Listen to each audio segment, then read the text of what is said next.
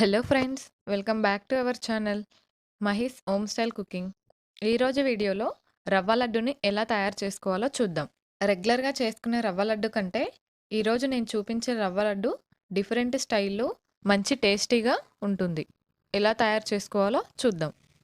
ముందుగా ఒక బాణలిలో half cup దాకా నెయ్యిని తీసుకోవాలి. అందులో కిస్మిస్, జీడిపప్పు వేసుకొని దూరగా వేయించుకోవాలి.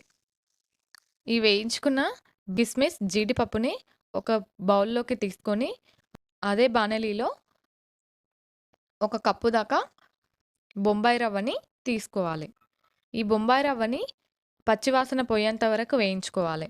అందులోనే మరొక హాఫ్ కప్పు దాకా కొబ్బరి తురుముని తీసుకోవాలి. ఈ రెండింటిని మంచిగా దూరగా వేయించుకోవాలి. మరొక గిన్నెలో ఒక కప్పు నీళ్ళు, ఒక కప్పు షుగర్. మనం ఏ కప్పుతో అయితే రవ్వ తీసుకున్నామో అదే కప్పుతో ఒక కప్పు నీరు, ఒక కప్పు షుగర్‌ని తీసుకోవాలి. 3 ఈక్వల్ క్వాంటిటీలో తీసుకోవాలి. రవ్వ, షుగర్, నీళ్ళు ఈక్వల్ క్వాంటిటీలో తీసుకుంటే రవ్వ లడ్డు పర్ఫెక్ట్‌గా వస్తుంది. పాకం మరిగేటప్పుడు అందులోనే యాలకుల పొడి కూడా వేసుకోవాలి. దీనివలన మంచి ఫ్లేవర్, టేస్ట్ వస్తుంది.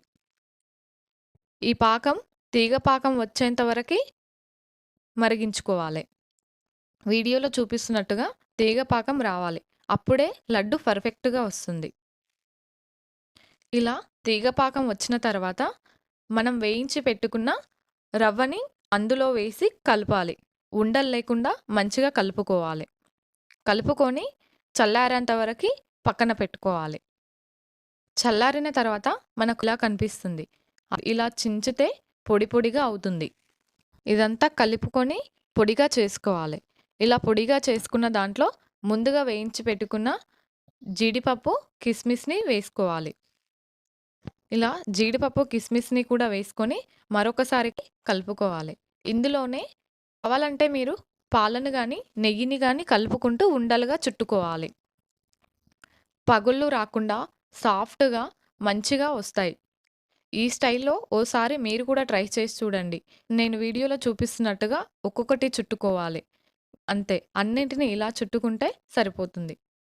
మీరు కూడా ట్రై చేసి ఎలా వచ్చిందో కామెంట్ చేయండి. ఈ వీడియో గనక మీకు నచ్చినట్లయితే లైక్ చేయండి, షేర్ చేయండి, సబ్స్క్రైబ్ చేసుకోండి.